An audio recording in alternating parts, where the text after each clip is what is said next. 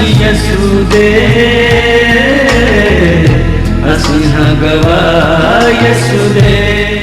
सभी को जय मसीह की स्वागत है आपका हमारे प्रोग्राम गवाह यीशु दे में। तो जैसा कि बाइबल में लिखा है, परमेश्वर टूटे मन वालों के समीप रहता है। तो आज हम आपको परमेश्वर की एक ऐसी दासी के साथ मिलाएंगे जिनके जीवन में परमेश्वर ने अद्भुत काम किया। ये बताते हैं कि जो इनका बड़ा बेटा था, जब वो 20 साल की उम्र का हुआ तो उसकी डेथ हो गई। ये बताते हैं कि जब इनका बेटा प्रभु में सो गया तो इनकी जो कंडीशन थी वो पागलों जैसी हो गई थी।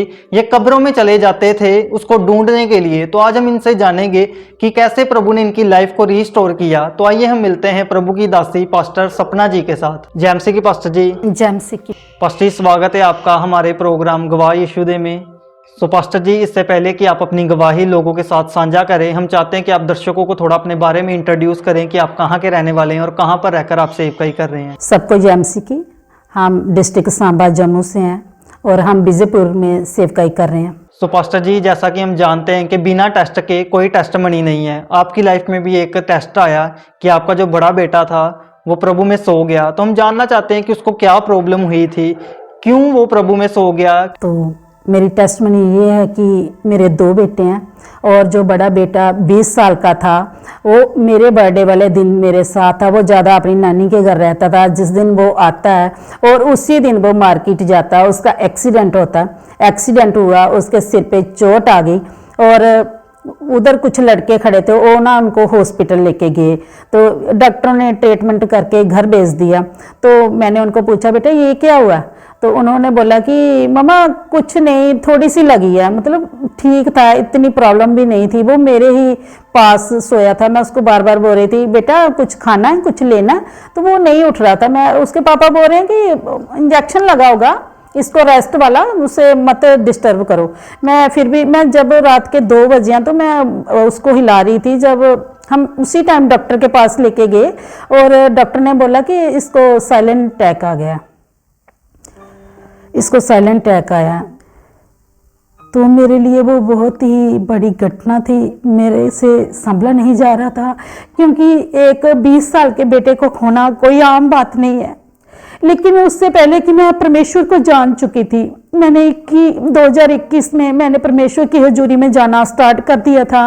मैं खामरा चर्च जा रही थी और जिस दिन उधर मैं गई थी उस दिन 8, 9, 10 तारीख 3 दिन मैं वहाँ रही और स्पिरिचुअल फादर जी ये प्रीच कर रहे थे, जब आपकी लाइफ में कोई भी ऐसी घटना हो जिसको आप बर्दाश्त नहीं कर सकते, क्या आप परमेश्वर की महिमा करोगे? और मेरे मुंह से जब मुझे पता चल गया कि ये बेटा नहीं रहा, मेरे मुंह से एक ही वर्ड निकल रहा है, परमेश्वर तूने दिया था, तूने लिया, परमेश्वर तू इसको फिर से रिस्टोर करेगा, परमेश्वर तू इसको देगा। मेरे मुंह से एक ही वर्ड निकल रहा था, मेरे परमेश्वर तूने दिया है, तूने लिया, तेरे नाम को मुबारक है। और मैं बार बार बोले जा रही थी, thank you Jesus, thank you Jesus. तो मेरे गली मोहल्ले वाले बोल रहे थे, लगता है ये पागल हो गई है। कौन सी ऐसी माँ है जो अपने बेटे के खो जाने के बाद परमेश्वर का धन्यवाद कर रही है? ये कैसी लेडीज है? लेकिन मैं वचन को पढ़ चुकी थी कि जब अजूब की लाइफ में भी ऐसी घटना हुई, जब उसकी लाइफ में कुछ नहीं बचा, फिर भी वो परमेश्वर का धन्यवाद करता रहा और मुझे पता था कि परमेश्वर रिस्टोर करेगा। मैं अपने बेटे को देख देख के एक ही वर्ड बोल रही थी, परमेश्वर एक मम्मा कहने वाला गया तो मुझे हजारों के हिसाब से बेटे बेटियां देगा। तो सचमुच परमेश्वर ने ऐसा ही मेरी लाइफ में किया। तो बहुत जन बोल रहे थे कि जैसे कि मेरा बेटा 20 साल का था, हर माँ क्या करती है कि 3-4 साल तक बच्चे की ज्यादा केयर करती है। वो 20 साल का हो गया, फिर भी मैं उसे अपने हाथों से खाना खिलाती थी। मेरे हाथों से खाना खाना इतना डीपली संबंध, इतनी गहराई, इतना प्यार था। हर माँ बेटे का प्यार होता, लेकिन मेरा प्यार ऐसा था, अगर उसको बुखार आता था तो मेरी फैमिली वाले बोलते थे आज इसकी मम्मा को भी हो जाएगा। तो ऐसे होता, उसको बुखार होना, मुझे भी बुखार हो जाना। उसको अगर एलर्जी हो रही है, एलर्जी मुझे भी हो जानी। उसको हेड में पेन है तो मुझे भी हो जाना। मतलब ऐसा कनेक्शन था। तो मुझे, मेरे लिए बर्दाश्त करना बड़ा मुश्किल था। मुझे नहीं लगता था कि मैं सचमुच ये सदमा बर्दाश्त कर पाऊंगी। तो वो घटना मेरे लिए, मुझे बिल्कुल हिला देने वाली घटना थी।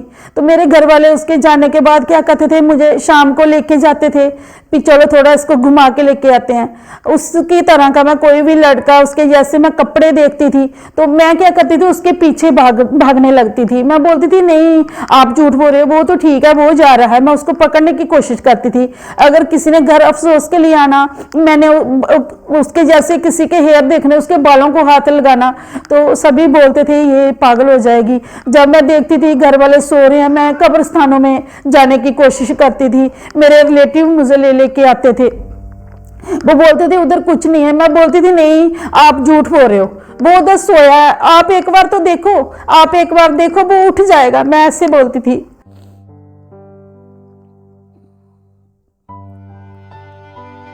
और मेरे गली मोहल्ले वाले जो भी आते थे मुझसे मिलने अफसोस के लिए, वो यही बोलते थे अब इसका रहना मुश्किल है, अब इसका जीना मुश्किल है। क्योंकि हर माँ 2-3 साल तक ज्यादा बच्चे की केयर करती है, इसने 20 साल तक इतनी केयर की है, उसके बिना ना तो कभी खाना खाया, अब ये कैसे रहेगी उसके बिना। हमारे मोहल्ले में 2-3 केस ऐसे थे कि एक लेडीज का भी बेटा ऐसे हुआ था, वो सिर्फ 2 घर छोड़ के मेरे घर के पास था, तो थोड़ी देर बाद उसकी भी डेथ हो जाती है। और एक लेडीज है उसकी बेटे की डेथ हुई, उसको टॉयलेट वाली भी पाइप लगी है और बाथरूम वाली भी थैली लगी है, मतलब तब से वो बेड पे थी। तो मैं देखती थी, सोचती थी ये पता नहीं ऐसी घटना मेरी लाइफ में ना हो जाए। एक लेडीज है उसके बच्चे उसका हस्बैंड के पास है, बहुत चिंता डिप्रेशन में पागलों की तरह हमारी मार्केट में आज भी घूमती है।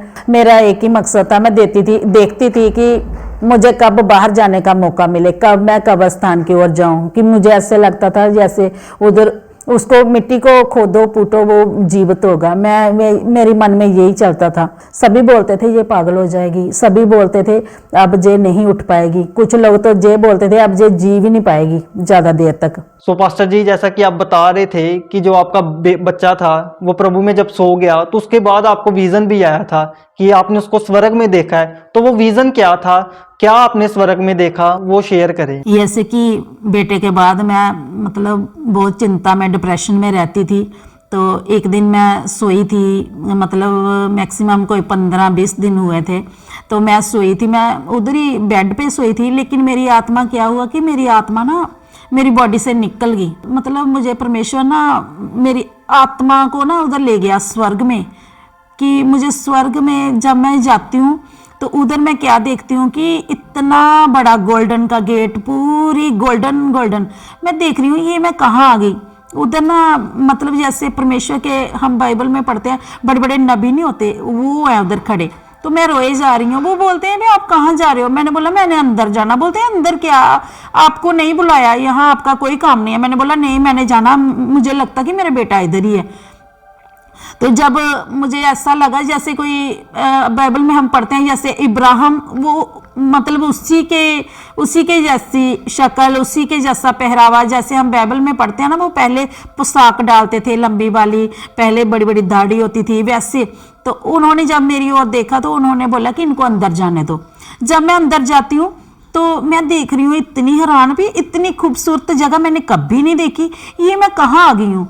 तो मैं एक एक चीज को टच कर रही हूँ, वाह ये कितने सुंदर हैं, ये कितने सुंदर है। मैं देख रही हूँ स्वर्ग दूत, पंखों वाले दूत, मैं एक एक को हाथ लगा रही हूँ, पंखों वाले दूत मुझे दिखाई दिए। फिर मैं आगे जाती हूँ अग्नि दूत, फिर देखती हूँ तलवारों वाले दूत। जब मैं आगे जाती हूँ तो मेरा बेटा भी उधर खड़ा है, उसने भी पंख लगे हुए हैं। तो मैं कितनी खुश हो गई, मैंने बोला अरे तू इधर कहाँ आ गया आदित्य, तू कहाँ आ गया। वो मेरे को नहीं देख रहा, वो इतना खुश है, उधर पूरी तरह से आनंदित है। वो बोल रहा है इधर किसी भी वस्तु की घटी नहीं है, इधर मुझे सब कुछ मिलता है। मैं उसको बार बार एक मम्मा जैसे बच्चे को बोलती, मैं उसको बोलती तेरे को इधर दूध मिलता है, तेरे को चॉकलेट मिलता है, खाना खाता तू।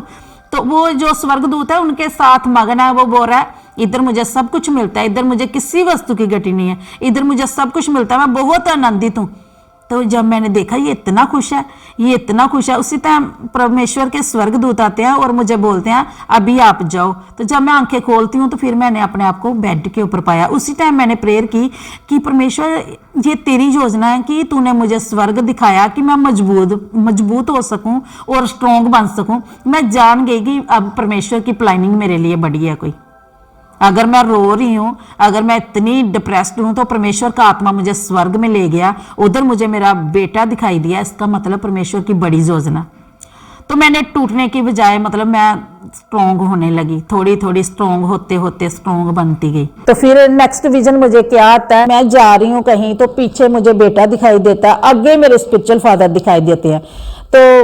तो मैं खुद हैरान हूँ कि मैं जिसके साथ 20 साल रही वो तो मेरे साथ है, पीछे पीछे मुड़ के देख रही हूँ तो वो है, आगे स्पिरिचुअल फादर है। लेकिन ये है कि मैं प्रेयर करके सोई थी, तो प्रेयर करके सोई थी तो क्या है कि हमारी आत्मिक आंखें खुली होती हैं, है ना, आत्मिक कान भी खुले होते हैं। तो मैंने पीछे मुड़ने के बजाय मैंने स्पिरिचुअल फादर का हाथ पकड़ लिया। हालेलुया। कि स्पिरिचुअल फादर का हाथ पकड़ा तो मैंने विजन में यही कहा, अब जो कुछ मेरी लाइफ में घटना होगी मैं पीछे मुड़ के नहीं देखूंगी, मैं आगे बढ़ूंगी। मैं सपने में भी यही बोल रही हूँ, मैं आगे बढ़ूंगी, मैं आगे बढ़ूंगी, मैं आगे बढ़ूंगी। तो मैंने स्पिरिचुअल फादर का हाथ पकड़ लिया।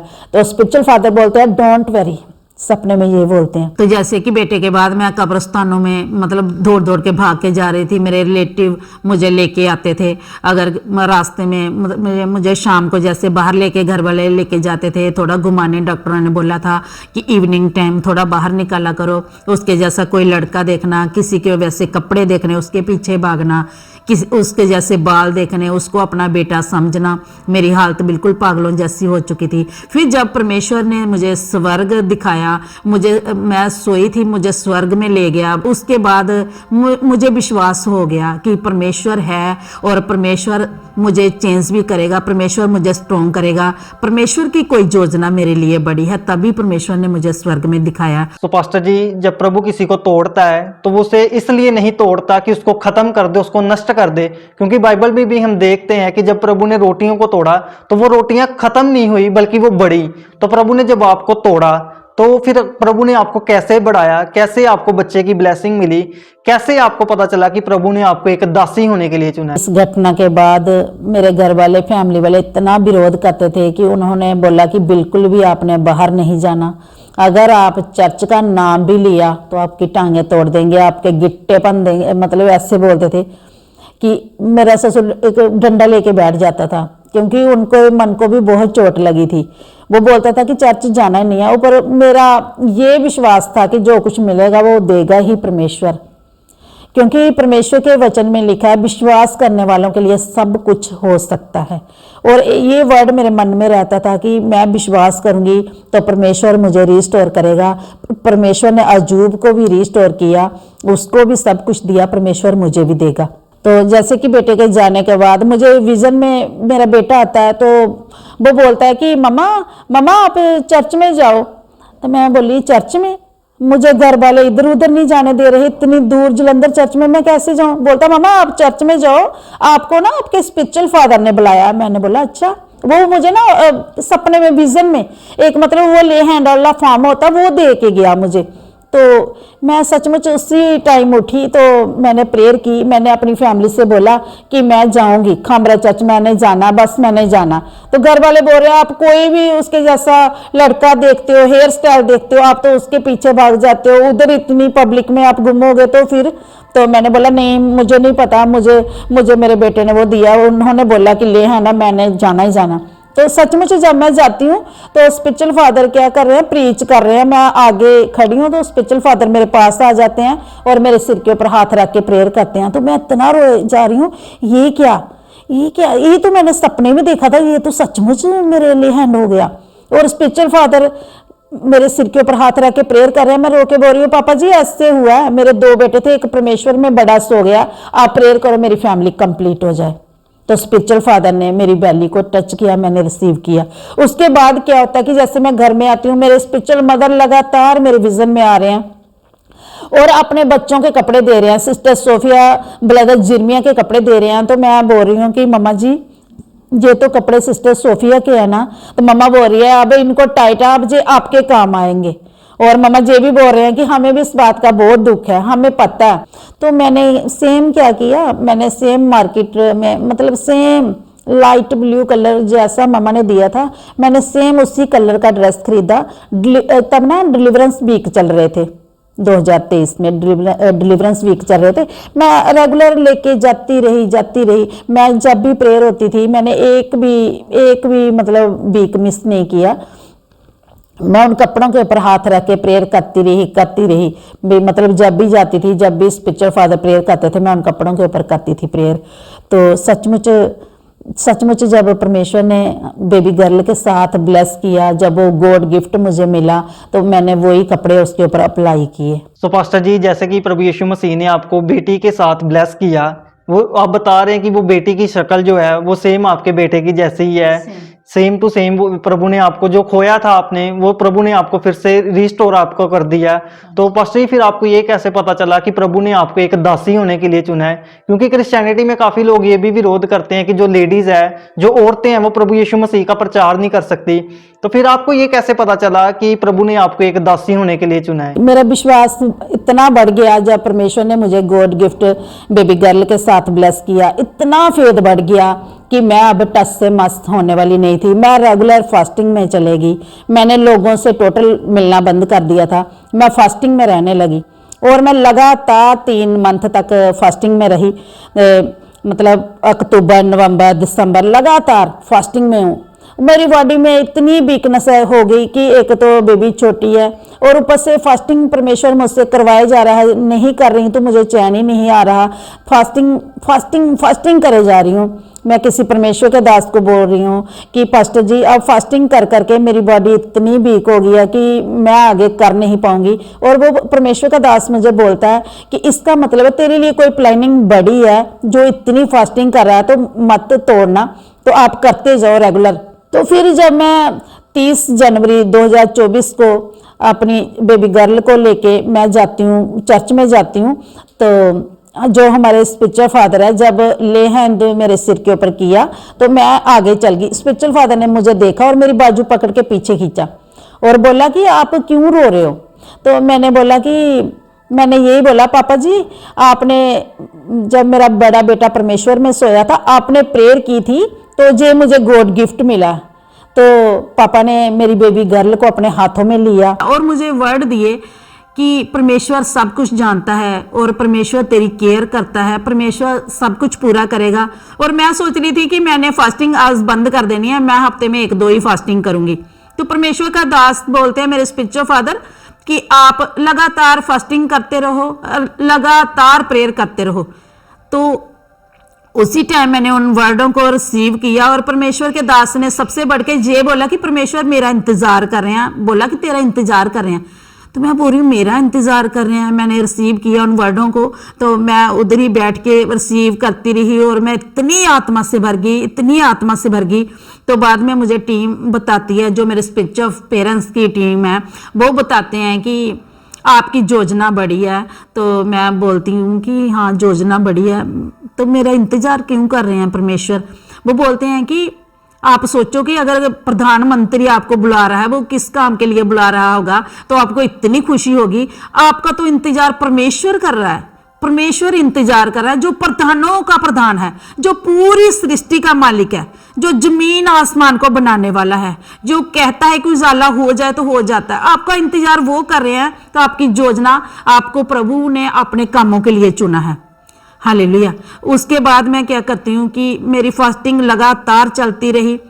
तो मैंने फिर सेव का स्टार्ट, मैंने 24 फरवरी 2022 को मैंने खामरा चर्च में बपतिस्मा लिया था। मैंने 24 फरवरी को 24 में ही सेव का स्टार्ट की। मुझे पता चल चुका था कि परमेश्वर ने मुझे अपने कामों के लिए चुना है, क्योंकि मुझे रेगुलर यही विज़न आ रहे थे। मैं जब भी परमेश्वर के आगे प्रेयर करती थी, मुझे रात को यही विज़न आते थे कि मैं प्रीच कर रही हूँ और बहुत लोग सुन रहे हैं।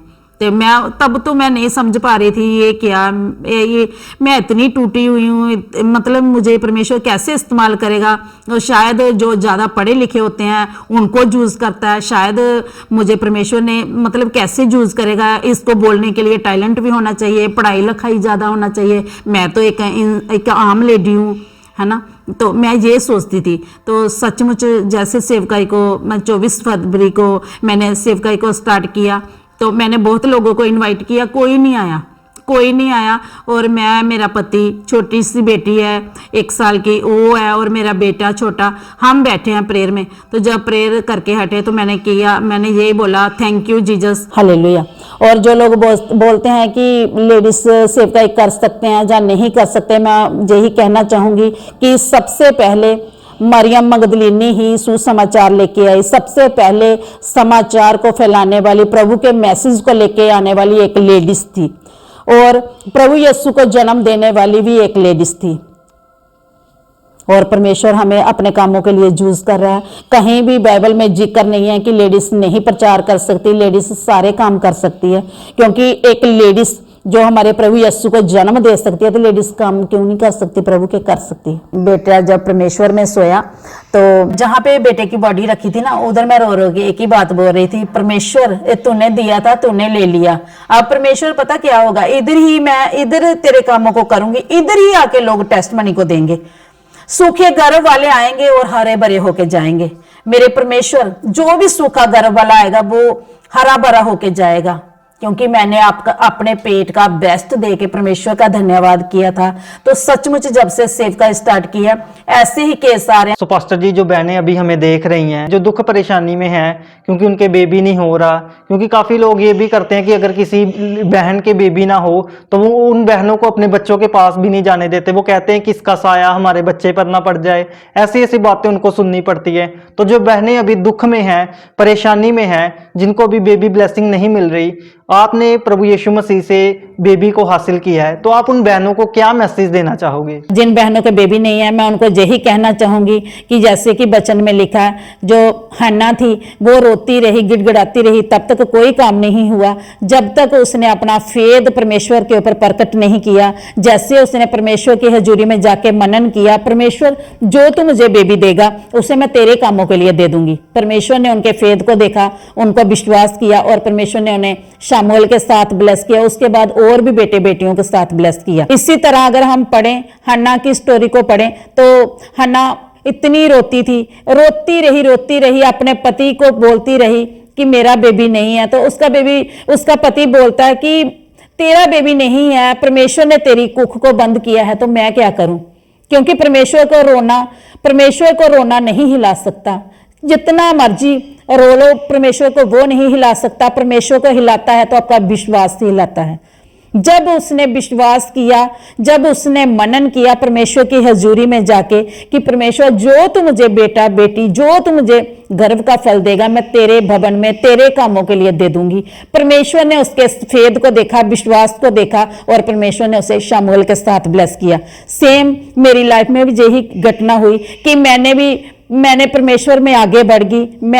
मैं बिल्कुल नहीं डगमगाई, मैं परमेश्वर में अड़ी और खड़ी रही। तो मेरा मैसेज यही है कि जिन बहनों के पास बेबी नहीं है वो परमेश्वर में अड़े और खड़े रहें, परमेश्वर के ऊपर फेद करें, परमेश्वर के ऊपर विश्वास करें।